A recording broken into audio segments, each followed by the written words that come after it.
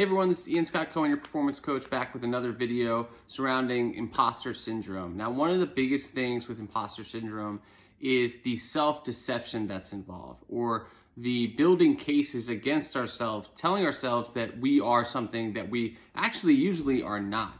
Imposter syndrome or imposter phenomenon is usually most common amongst high achievers. And so when you make yourself feel bad or feel like an imposter, oftentimes it's built around selected evidence that doesn't represent the entire story. So for instance, if you are a relatively healthy person, but you've been trying to get in better shape, you might be telling yourself, oh, I'm really lazy. And then you list off different pieces of evidence in your mind. You snuck an extra piece of chocolate last night. You didn't work out this morning like you said that you should.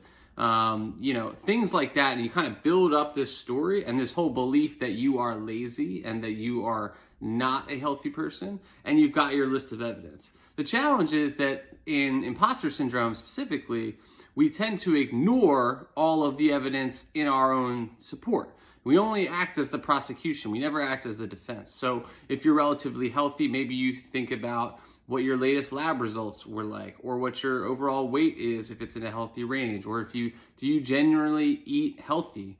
The purpose of that is not to discount choices we make that are going against our goals, but instead it's to even out the picture and give us credit for a lot more of what we actually are accomplishing than we tend to give credit for ourselves. And then ultimately what you do next is, in addition to disputing the evidence that's been presented with counter evidence, like all of the healthy habits you do have, you also reframe what you're trying to accomplish in the form of your goals versus what you think you should be doing. So people who say, oh, I need to get in better shape, that's not the same as saying, oh, I'm excited to get healthy, lighter, feel fit, energized.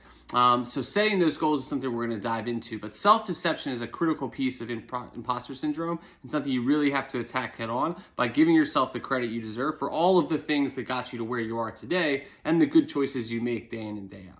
So if you found this valuable, it's another episode or video related to imposter syndrome from Ian Scott Cohen, your performance coach. Please subscribe, like the video, comment if it resonates, and we'll see you next time.